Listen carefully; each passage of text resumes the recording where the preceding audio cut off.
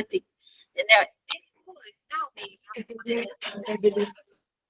Okay ഇൻഷാ അല്ലാഹ്.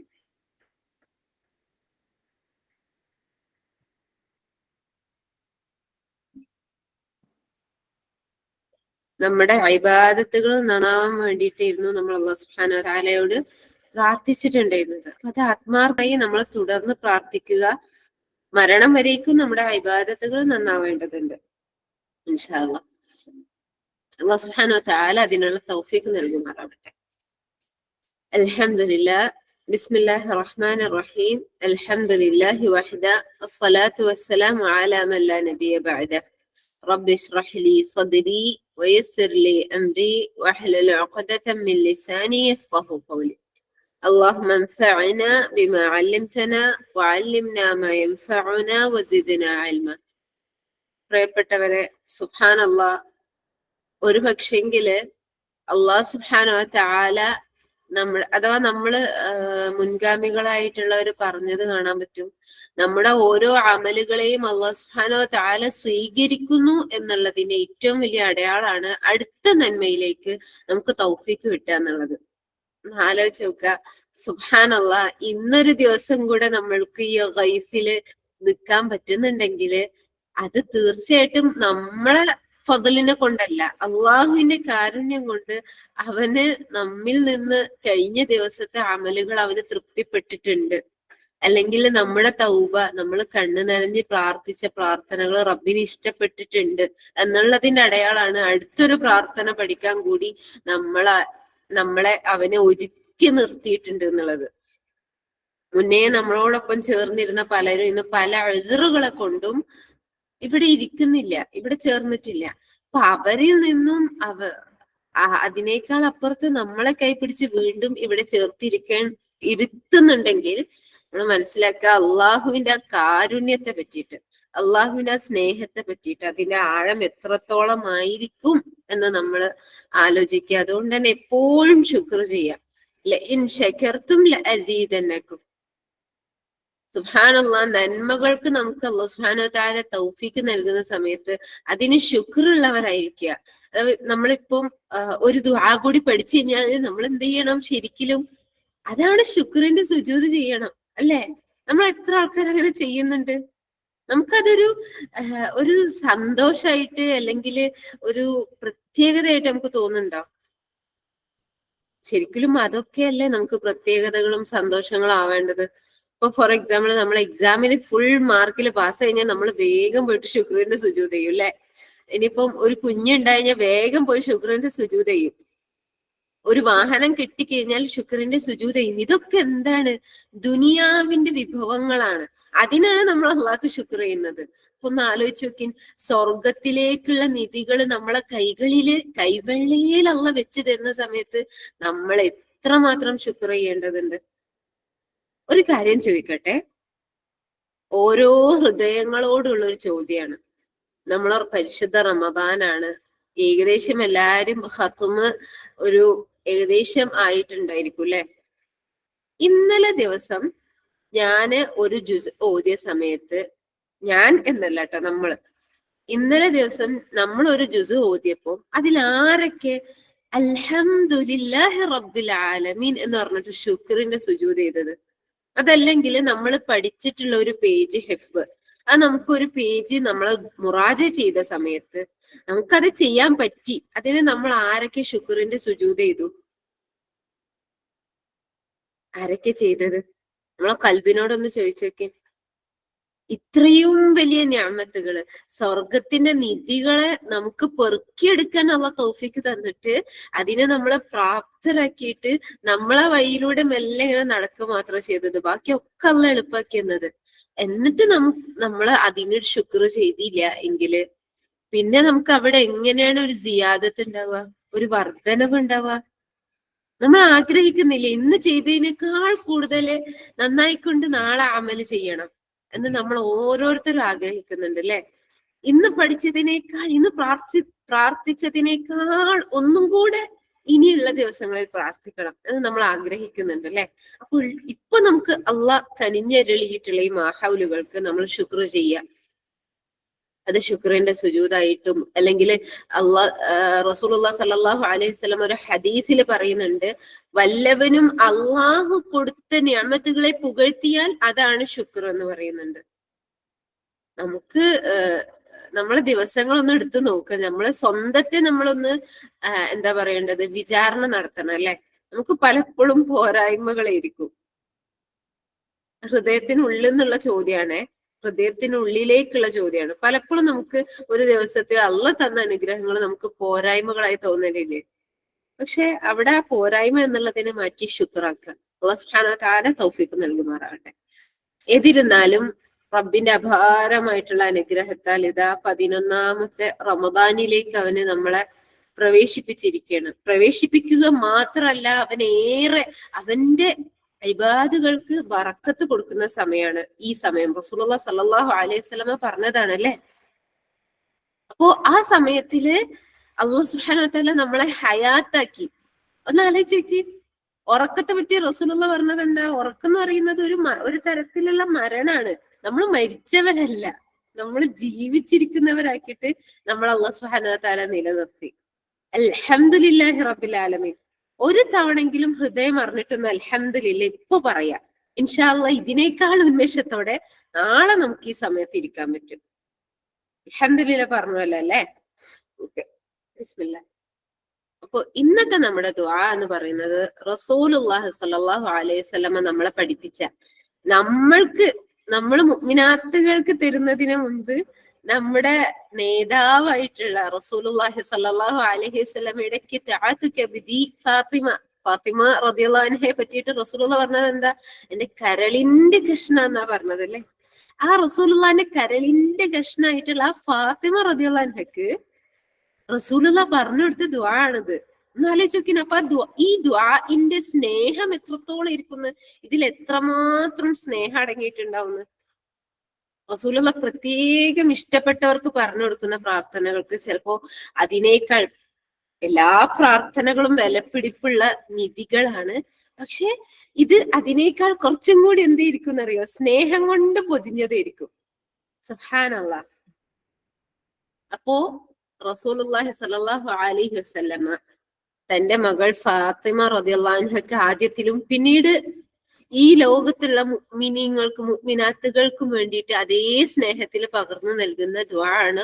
മുസ്ലിം report ചെയ്ത ഹദീസ് പ്രകാരം നമുക്ക് പ്രാർത്ഥന വായിക്കുകയാണെങ്കിൽ പ്രാർത്ഥന പ്രകാരം വായിക്കുക, യാ ഹയ്യു യാ ഖയ്യൂം ബിറഹ്മതിക അസ്തഗീസ് അസ്ലിഹ് ലീ ശഅനി കുല്ലഹ് വലാ തകിൽനി ഇലാ നഫ്സി തർഫത ഐൻ.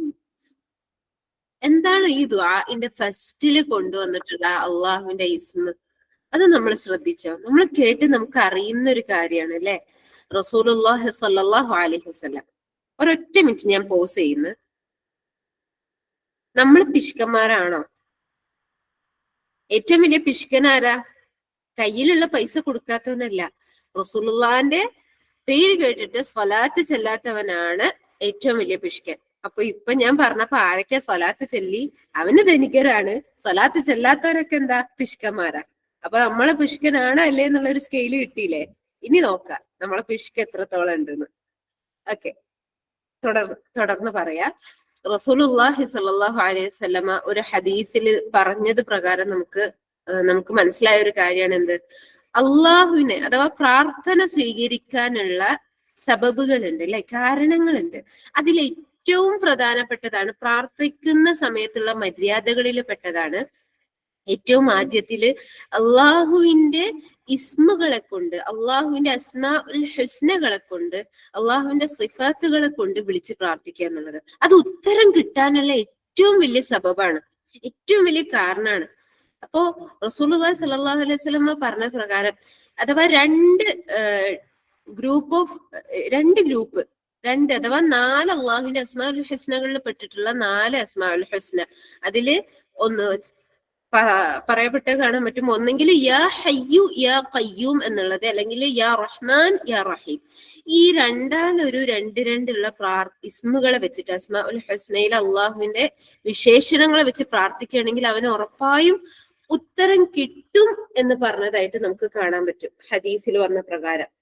അപ്പോ സുബ്ഹാനല്ലാഹ്, അതില് ചില പണ്ഡിതന്മാരില് മിക്ക പണ്ഡിതന്മാര് പറഞ്ഞു അത് ഹയ്യുൽ ഖയ്യൂമാണ്, എന്നെന്നും ജീവിച്ചിരിക്കുന്നവനും എല്ലാം നിയന്ത്രിക്കുന്നവനായിട്ടുള്ള അള്ളാഹുവിന്റെ ഈ ഒരു ഇസ്മാണ് ആ ഒരു പ്രാർത്ഥനക്ക് എത്രയും പെട്ടെന്ന് ഉത്തരം കിട്ടാനുള്ള സബബായിട്ടുള്ളത് എന്ന് പറഞ്ഞു. ചില പണ്ഡിതന്മാര് പറഞ്ഞു അർ റഹ്മാൻ അർ റഹീം ആണെന്ന്. അപ്പോ നോക്കി, ഈ പ്രാർത്ഥന റസൂലുള്ളാഹി സ്വല്ലല്ലാഹു അലൈഹി വസല്ലമ തന്റെ കരളിന്റെ കഷ്ണായിട്ടുള്ള ഫാത്തിമക്ക് പറഞ്ഞു കൊടുക്കുകയാണ്. അതൊന്ന്, ഈ പ്രാർത്ഥനന്റെ ആ ഒരു സുബ്ഹാനല്ലാഹ് പ്രാധാന്യവും ഭംഗിയും അതിനൊന്ന് തന്റെ മകൾക്ക് പറഞ്ഞു കൊടുത്തതാണ്. രണ്ടാമത്, ഈ പ്രാർത്ഥന തുടങ്ങുന്നത് തന്നെ എന്തുകൊണ്ടാ? യാ ഹയ്യു യാ ഖയ്യൂം, പ്രാർത്ഥിച്ചു കഴിഞ്ഞാൽ ഉത്തരം കിട്ടും, ഈ അള്ളാഹുവിന്റെ ഇസ്മുകൾ വെച്ച് പ്രാർത്ഥിച്ചു കഴിഞ്ഞാൽ ഉത്തരം കിട്ടുക തന്നെ ചെയ്യും എന്ന് പറഞ്ഞിട്ടുള്ള 2 ഇസ്മുകൾ വെച്ചിട്ടാണ് റസൂലുള്ള ചോദിക്കാൻ പറഞ്ഞിട്ടുള്ളത് മകളോട്. ഈ പ്രാർത്ഥനന്റെ വലുപ്പം എത്ര ആയിരിക്കും അപ്പോ? ചെറുതാണ് അല്ലെ? 2 വരിയറ്റേ ഉള്ളൂ. നമ്മള് സ്ഥിരമായിട്ട് നമ്മൾ ദിവസവും ചൊല്ലാറുള്ളതുമാണ് അല്ലെ? പക്ഷെ ചോദിക്കുന്ന കാര്യവും പ്രധാനപ്പെട്ടതാണ് എന്നുള്ളതാണ് ഈ 2 കാര്യങ്ങളും നമ്മളെ ബോധിപ്പിക്കുന്നത്. എന്നിട്ട് ചോദിക്കുന്നത് എന്താണ്? ബിറഹ്മതിക. നമ്മള് 8ാമത്തെ ദുആയില് നമ്മൾ പറഞ്ഞിട്ടുണ്ടായിരുന്നു അല്ലെ, റബ്ബനാ ളലംനാ അൻഫുസനയിൽ പറഞ്ഞിട്ടുണ്ടായിരുന്നു ഫഗ്ഫിർലി, എനിക്ക് പുറത്തു തരികയും എനിക്ക് വർഹംനി, എനിക്ക് എന്ത് ചെയ്യണം? കാരുണ്യം ചൊരിയുകയും ചെയ്യണമെന്നല്ലേ. അപ്പോ നമ്മള് അവിടെ പ്രത്യേകം സൂചിപ്പിച്ചിട്ടുണ്ടായിരുന്ന വിഷയമാണ് എന്ത്? പാപം പുറത്തോണ്ട് മാത്രം നമുക്ക് എന്ത് ചെയ്യില്ല, വിജയം കിട്ടൂല. അള്ളാന്റെ റഹ്മത്ത് വേണം തന്നെ. എന്ത് കാര്യത്തിനും അള്ളാന്റെ റഹ്മത്ത് വേണം. സുബ്ഹാനല്ലാഹ്. അപ്പൊ ഇവിടെ ചോദിക്കുന്നത് എന്താ? ബിറഹ്മതിക, റബ്ബേ നിന്റെ റഹ്മത്തിനെ കൊണ്ട് അസ്തഗീസു, ഞാൻ എന്താ ചെയ്യുന്നത്? നിന്നോട് സഹായം തേടുകയാണ്. ഒന്ന് ആലോചിച്ച് നോക്കി, അസ്തഗീസു, നിന്നോട് റബ്ബേ ഞാന് നിന്റെ കാരുണ്യം കൊണ്ട് സഹായം തേടുന്നു. നിന്റെ കാരുണ്യം കൊണ്ട് വേറെ ആരോടല്ല സഹായം തേടുന്നത്, അല്ലെങ്കിൽ വേറെ ആരെങ്കിലും കാരുണ്യം കൊണ്ട് നിന്നോടല്ല സഹായം തേടുന്നത്. സഹായം തേടുന്നത് നിന്നോട് മാത്രം, നിന്റെ കാരുണ്യം മാത്രമാണ് അവിടെ ഞാൻ പ്രതീക്ഷിക്കുന്നത്. എന്നിട്ട് അള്ളാഹിനോട് എന്താ നമ്മൾ പറയുന്നത്? ഇന്നലെ നമ്മൾ പഠിച്ച വേർഡാണ്, നമുക്ക് സുപരിചിതമാണ് അല്ലെ, ഇതിൽ പ്രത്യേകിച്ച് പുതിയതായിട്ടൊന്നുമില്ല. അസ്ലിഹ് ലീ, എനിക്ക് എന്താക്കി തരണം? നന്നാക്കി തരണേ. നീ കുല്ല, എന്റെ എല്ലാ കാര്യങ്ങളും. സുബ്ഹാനല്ലാഹ്, ഒന്നാലോചിക്കും, ഇനി അവിടെ ഒന്നുമില്ല. നമ്മള് രാവിലെ നമ്മൾ ഉണരുന്നത് മുതൽ ഉറങ്ങുന്നത് വരെ നമ്മുടെ ഒരു ദിവസത്തിൽ 24 മണിക്കൂറിലെ എന്തൊക്കെ കാര്യങ്ങളുണ്ടോ അത് മുഴുവൻ എനിക്ക് നന്നാക്കി തരണേ റബ്ബേ. നിന്റെ കാരുണ്യം കൊണ്ട് ഞാൻ ഇത് നിന്നോട് ചോദിക്കുകയാണ്. അടുത്തത് എന്താ അള്ളഹാനോട് പറയുന്നത്? വലാ തകിൽനി, എന്തേല്ല റബ്ബേ ഇന്നെ ഏൽപ്പിക്കേ ചെയ്യല്ലേ. എന്തേൽപ്പിക്കല്ലേ എന്ന് പറയുന്നത്? ഇലാ നഫ്സി, ഇന്നെ, എന്റെ ശരീരത്തെ അഥവാ ഞാൻ എന്ന വ്യക്തിത്വത്തെ എന്നിലേക്ക് ഏൽപ്പിക്കല്ലേ. മനസ്സിലായിണ്ടാവുന്ന കരുതാണ്. അപ്പൊ അഥവാ ഞാൻ എന്നുള്ള വ്യക്തിയെ നോക്കാൻ എനിക്ക് നീ ഒരിക്കലും ആ ഒരു ഉത്തരവാദിത്തം എനിക്ക് നൽകല്ലേ. ഒന്ന് കണ്ണടച്ച് തുറക്കൻ, ഒന്ന് കണ്ണടച്ച് തുറക്ക എല്ലാരും. അഥവാ നമ്മൾ സ്ലോലടച്ച് സ്ലോല് തുറക്കല്ല. നമ്മൾ സാധാ ഇപ്പൊ സ്ക്രീനിലേക്ക് നോക്കുന്ന സമയത്ത് നമ്മളെ കണ്ണിമ പൂട്ടുന്നത്, അതിന് നമുക്ക് എത്ര അതിന്റെ ടൈമിങ് പറയാൻ പറ്റും? 1 മിനിറ്റ് ഉണ്ടോ? 1 സെക്കൻഡ് ഉണ്ടോ? 1 സെക്കൻഡിലും നിസാരമായിട്ടാണ് നമ്മള്, അതിലും കുറഞ്ഞ സമയം കൊണ്ടാണ് നമ്മൾ കണ്ണടച്ച് തുറക്കുന്നത് അല്ലെ. അടക്കുകയും തുറക്കുകയും ചെയ്യുന്നുണ്ട് ആ ഏറ്റവും കുറഞ്ഞ സമയം കൊണ്ട്. റബ്ബിനോട് പറയണം, റബ്ബെ ആ കുറഞ്ഞ സമയം പോലും എന്നെ നോക്കാനുള്ള ആ ഒരു ഉത്തരവാദിത്തം റബ്ബെ എനിക്ക് നൽകല്ലേ എന്ന്. സുബ്ഹാനല്ലാഹ്, ഒന്ന് ആലോചിച്ച് നോക്കുക, അത്രമാത്രം റബ്ബിലേക്ക് നമ്മൾ ആവശ്യക്കാരനാണ് എന്ന് റബ്ബിന്റെ ഏറ്റവും വലിയ അസ്മാഉൽ ഹുസ്നയിൽ പെട്ടിട്ടുള്ള ഇസ്മുകൾ എടുത്തുകൊണ്ട് വസീലയാക്കിക്കൊണ്ട് നമ്മൾ അള്ളഹാനോട് ചോദിക്കുകയാണ്. അതിനെ മുൻനിർത്തിക്കൊണ്ട് നമ്മൾ അള്ളഹാനോട് ചോദിക്കുകയാണ്. നിസാരമായിട്ടുള്ള പ്രാർത്ഥനയാണ്. ഒരുപാട് വാക്കുകൾ നമ്മുടെ ഈ കഴിഞ്ഞ 10 ദിവസങ്ങളിലായി നമ്മൾ ചോദിച്ചിട്ടുണ്ടായിരുന്ന, റബ്ബിനോട് ചോദിച്ചിട്ടുണ്ടായിരുന്ന അതേ വാക്കുകൾ ആവർത്തിച്ച് വന്നതാണ്. പക്ഷെ ഒന്ന് ആലോചിച്ച് നോക്കി, ഇതുവരെ നമ്മൾ പ്രാർത്ഥിച്ച ഈ 11 പ്രാർത്ഥനകളും നിങ്ങൾക്ക് പറയാൻ പറ്റുമോ? ഇത് ഇതിന് തുല്യാണ്, ഇത് ഇതിന് തുല്യാണെന്ന്? ഓരോ പ്രാർത്ഥനകളും, ആ പ്രാർത്ഥനകൾ നമ്മളെ ഹൃദയത്തിലേക്ക് ഇറങ്ങുന്ന സമയത്ത് നമ്മൾ എന്താ കരുതുന്നത്? ഈ 11 ഞാൻ എന്നും പ്രാർത്ഥിക്കേണ്ടതുണ്ട്, എപ്പോഴും പ്രാർത്ഥിക്കേണ്ടതുണ്ട് എന്നുള്ള ഒരു കൊതിയല്ലേ നമുക്ക് വരുന്നത്? സ്വർഗത്തിലേക്ക് നന്മകളുടെ വിഷയത്തില് ആർത്തിയുള്ളവനെ എത്താൻ പറ്റുള്ളൂ. കാരണം നന്മകളുടെ വിഷയത്തില് മതിയായി, എനിക്കിത് മതി എന്ന് പറയുന്നവനെ സംബന്ധിച്ചിടത്തോളം അവൻക്ക് പലതും മതിയായതായിരിക്കും. പക്ഷെ നന്മകളുടെ വിഷയത്തില്, മുന്നേറുന്നതിന്റെ വിഷയത്തില് ആർത്തിയുള്ളവൻക്ക് എത്ര കിട്ടിയാലും മതിയാവില്ല. അവന് കിട്ടുന്നതൊക്കെയും വാരിക്കൂട്ടി തന്നെ സ്വർഗത്തിലേക്കുള്ള നിധികളാക്കി കാത്തു സൂക്ഷിക്കും. അങ്ങനെ അവൻ എന്ത് ചെയ്യും? അള്ളാഹുവിന്റെ റഹ്മത്തിനെ കൊണ്ട് സ്വർഗാവകാശിയാവും. അള്ളാഹു സുബ്ഹാനഹു വ തആല അത്തരക്കാരിൽ നമ്മളെ ഉൾപ്പെടുത്തുമാറാവട്ടെ. ആത്മാർത്ഥമായിട്ട് ദുആ ചെയ്യുക. പ്രിയപ്പെട്ടവരെ, ഈ ഒരു പ്രാർത്ഥന ഹയ്യ് എന്ന് പറയുന്ന സമയത്ത് നമ്മൾ ആലോചിക്കണം, സൂറത്തുൽ ഇഖ്ലാസ്, ഖുൽ ഹുവല്ലാഹു അഹദ് അല്ലാഹു സ്വമദ് ലം യലിദ് വലം യൂലദ് വലം യകുൽ ലഹു കുഫുവൻ അഹദ്. അതിനെ പറ്റിയിട്ട് പണ്ഡിതന്മാർ പറഞ്ഞ കാണറ്റും ഖുർആന്റെ 1/3 ഖുർആന്റെ എല്ലാ തരത്തിലുള്ള ഏറ്റവും പ്രധാനപ്പെട്ട ആശയങ്ങൾ യോജിപ്പിക്കുന്നതാണ് എന്നൊക്കെ പറയാൻ പറ്റും. അൽ ഹയ്യ് എന്ന് പറഞ്ഞാൽ എന്താ? എന്നും ജീവിച്ചിരിക്കുന്നവന്. നമ്മൾ ചോദിക്കുന്നത് ആരോടാ പ്രിയപ്പെട്ടവരെ? നമ്മളെ ഏറ്റെടുക്കാൻ നമ്മൾ ആരോടാ പറയുന്നത്? എന്നെന്നും ജീവിച്ചിരിക്കുന്നവനാ. ആയത്തുൽ കുർസി നമുക്കറിയാം അല്ലെ? യാതൊരു ഉറക്കവോ മയക്കമോ ഒന്നും ബാധിക്കാത്തവനായ റബ്ബിനോടാ. അതുകൊണ്ട് തന്നെ പ്രിയപ്പെട്ടവരെ, നമ്മളെ ചോദ്യങ്ങള് നമ്മുടെ ഏറ്റവും പ്രധാനപ്പെട്ടത് മുതൽ ഏറ്റവും നിസ്സാരപ്പെട്ടത് വരെ ആ റബ്ബിലേക്ക് തിരിയേണ്ടതുണ്ട്. ഇപ്പൊ നമ്മള് മുന്നേ അദ്ദഅവത്തുൽ നമ്മൾ പറഞ്ഞൊരു വിഷയമായിരുന്നു അല്ലെ? അഥവാ നമ്മുടെ കയ്യിൽ നമ്മുടെ മനുഷ്യന്മാരായിട്ടുള്ള അള്ളാഹുവിന്റെ സൃഷ്ടികളായിട്ടുള്ള ആൾക്കാർക്ക് അവർക്ക് നമുക്ക് നൽകാൻ പറ്റുന്ന കാര്യം അതുപോലും നമ്മൾ എന്ത് ചെയ്യണം? അവരോട് ചോദിക്കുന്നതിന് മുമ്പ് അള്ളാഹിനോട് ചോദിക്കുക, എന്നിട്ട് അവരോട് ചോദിക്കുക. പക്ഷെ ആദ്യത്തിൽ അവരോട് ചോദിക്കാതെ അതുപോലും റബ്ബിനോട് ആദ്യത്തിൽ ചോദിക്കുക. അങ്ങനെ നമ്മുടെ ജീവിതത്തില് എന്തിലും നമ്മുടെ റബ്ബ് മതി എന്നുള്ള ഒരു കണക്ഷൻ വരുന്ന സമയത്ത് ഇബ്രാഹിം അലൈഹിസ്സലാമിന്റെ ജീവിതം നമ്മിലേക്കും എന്ത് ചെയ്യും? പ്രതിഫലിക്കാൻ തുടങ്ങും. സുബ്ഹാനല്ലാഹ്. നമ്മള് മുന്നത്തെ ക്ലാസ്സുകളിൽ ആ വിഷയം പറഞ്ഞിട്ടുണ്ടായിരുന്നു. റസൂലുള്ളാഹി സ്വല്ലല്ലാഹു അലൈഹി വസല്ലമയുടെ ജീവിതം, നബിമാരുടെ ജീവിതം, സലഫ് സ്വാലിഹുകളുടെ ജീവിതം നമ്മുടെ ജീവിതത്തിലേക്കും പ്രതിഫലിക്കാൻ തുടങ്ങും. കാരണം എന്താ? മുൻപിൽ അഥവാ എന്റെ അടുത്ത് ഇപ്പൊ ഒരു പെന്നില്ലേ, എന്റെ അപ്പുറത്തെ കുട്ടീന്റെ അടുത്ത് അവളെ ഒരു പെണ്ണുകൊണ്ട് എഴുതുന്നുണ്ട്. അപ്പൊ ഞാൻ പറയാം, ഒരൊറ്റ സെക്കൻഡ് ഒന്ന് തരുമോളാ പെണ്ണെന്ന് ചോദിക്കുന്നതിന് പകരം റബ്ബിന്റെ അടുത്ത് പെണ്ണില്ല, എനിക്ക് എന്തെങ്കിലും ഒരു വഴി കാണിച്ചതാ എന്ന് പറഞ്ഞിട്ട് നമ്മൾ അപ്പുറത്ത് ഓളടുത്ത് നോക്കുകയാണെങ്കിൽ നമുക്ക് സന്തോഷമായിരിക്കും. മറ്റേത് ഓളടുത്ത് നേരെ ചോദിക്കുന്ന സമയത്ത് എന്റെ അടുത്ത് ലിയാന ഇരിക്കണ്ടേ, ലിയാന്റെ അടുത്ത് നേരെ ഞാൻ ചോദിക്കുന്ന സമയത്ത് ലിയാന അത് എനിക്ക് തന്നു കഴിഞ്ഞാലും എനിക്ക് അത്ര വലിയ സന്തോഷമൊന്നും ഉണ്ടാവില്ല. പെന്നെ കിട്ടി, എഴുതി, കാര്യം തീർന്നു. പക്ഷെ റബ്ബേ എനിക്ക് എന്തെങ്കിലും ഒരു വഴി കാണിച്ചു തരുന്നേന്ന് ആദ്യം റബ്ബിലേക്ക് നോക്കിയിട്ട് പിന്നെ അപ്പുറത്ത് ഇരിക്കുന്ന ആളിലേക്ക് നോക്കുമ്പോ സുബ്ഹാനല്ലാഹ്, റബ്ബേ നിനക്ക് എന്നോട് ഇത്രയും സ്നേഹമാണല്ലോ, റബ്ബേ നീ എന്നെ ഇത്രയും സ്നേഹിക്കുന്നുണ്ടല്ലോ എന്നുള്ള ബോധ്യം നമ്മുടെ ഹൃദയത്തിലേക്ക് ആഴ്ന്നിറങ്ങും. റബ്ബ് നമ്മളെ സദാ സ്നേഹിക്കുന്നുണ്ട്, നമ്മൾ അവനെ ഓർത്തില്ലെങ്കിൽ പോലും ആ ഒരു ബോധ്യം നമ്മിലേക്ക് ആഴ്ന്നിറങ്ങുകയാണ് ചെയ്യും.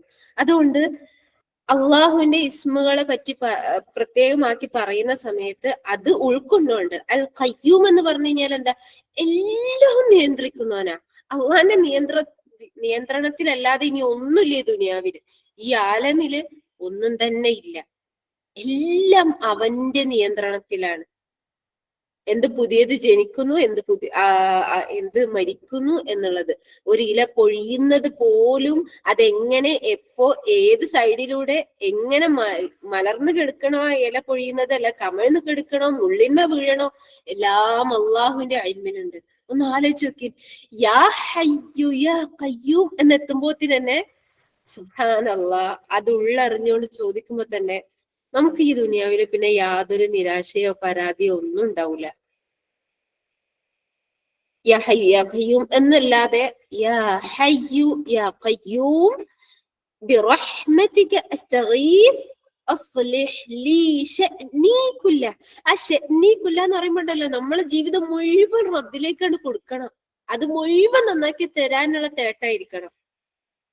വലാ തകിൽനീ ഇലാ നഫ്സി തർഫത ഐൻ. കണ്ണിമ വെട്ടുന്ന പോലും സമയം റബ്ബേ എന്നെ എന്നിലേക്ക് ഏൽപ്പിക്കല്ലേ എന്ന്.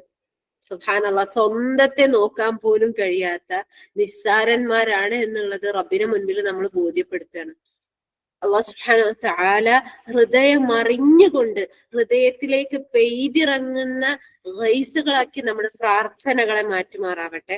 പ്രിയപ്പെട്ടവരെ, ഈ 11 ദുആകള് ഞങ്ങളോ അല്ലെങ്കിൽ ഞങ്ങളെ ഇഷ്ടത്തിനോ തെരഞ്ഞെടുത്തതല്ല. പകരം എന്താണ്? അത് റബ്ബിൽ നിന്നുള്ള സമ്മാനാണ്, ഹിബത്തായിരുന്നു. നമ്മൾ പറഞ്ഞില്ലേ ഹബിലി എന്ന് പറഞ്ഞു അല്ലെ, റബ്ബിൽ നിന്നുള്ള ഹിബത്തായിരുന്നു. എന്റെ പ്രിയപ്പെട്ടവരെ, നമുക്ക് ഏറ്റവും ഇഷ്ടപ്പെട്ട ഒരാള് നമുക്ക് അത്രയും സ്നേഹത്തോടെ ഏറ്റവും നല്ല സമയത്ത് നമുക്കൊരു സമ്മാനം തന്നു കഴിഞ്ഞാല്, അതൊരു ചെറുതാണെങ്കിൽ പോലും നമ്മൾ ആ സമ്മാനം അതെടുക്കും, അതിന്റെ സമ്മാനപ്പൊതി നമ്മൾ സൂക്ഷിച്ചു വെക്കും, അതിന്റെ ദിവസം സമയവും ഒക്കെ നമ്മളെ ഹൃദയത്തിൽ ഉണ്ടാവും അല്ലെ. ഒന്ന് ആലോചിച്ച് നോക്കി, ഈ 11 ദുആകള് റബ്ബിൽ നിന്നുള്ള സമ്മാനാണ്. ഇതിനെ നമ്മളെ സദാസമയം നമ്മിലേക്ക് ചേർത്ത് വെക്കുന്നുണ്ടോ എന്നുള്ളത് നമ്മൾ ആലോചിക്കുക. സാവധാനത്തിൽ പഠിച്ചാൽ മതി, അത്രയും എളുപ്പമുള്ള കാര്യങ്ങളാണ്. അള്ളാഹുവിലേക്ക് ഇറങ്ങാൻ ആരെങ്കിലും പുറപ്പെട്ടു കഴിഞ്ഞാൽ അള്ളാഹു അവൻക്ക് കാര്യങ്ങൾ എളുപ്പാക്കി കൊടുക്കും. സുബ്ഹാനല്ലാഹ്. അതുകൊണ്ട് തന്നെ ആത്മാർത്ഥമായി പ്രാർത്ഥിക്കുക. ഇത്രയും സമയം ഈ ഒരു 30 മിനിറ്റ് നമ്മളെ സ്ക്രീനിൽ പ്രാർത്ഥന കാണുന്നുണ്ട്.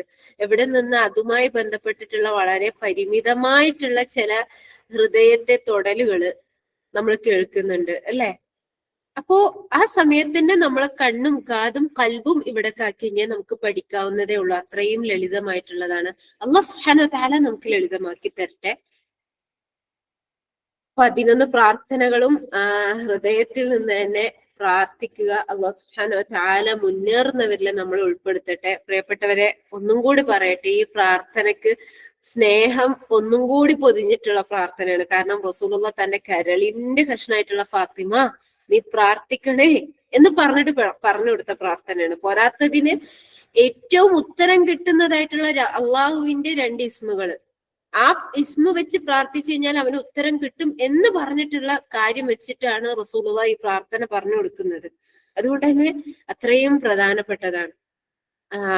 ഇതുമായി ബന്ധപ്പെട്ടിട്ടുള്ള നമ്മുടെ ഈ ഒരു പോസ്റ്റർ നിങ്ങൾക്ക് വരുന്നുണ്ടാവും. അപ്പൊ നമ്മള് സാവധാനത്തിൽ നമ്മുടെ പ്രാർത്ഥനകളിലൊക്കെ നമ്മൾ ഇതിനെ ഉൾപ്പെടുത്താൻ ശ്രമിക്കുക. അല്ലാഹു സുബ്ഹാനഹു വ തആല പറഞ്ഞതിനേക്കാൾ ഏറെയും കേട്ടതിനേക്കാൾ ഏറെയും ഒക്കെ ഹൃദയത്തിൽ നിന്നുകൊണ്ടുള്ള പ്രാർത്ഥനകളാക്കി നമ്മുടെ പ്രാർത്ഥനകളെ മാറ്റുമാറാവട്ടെ.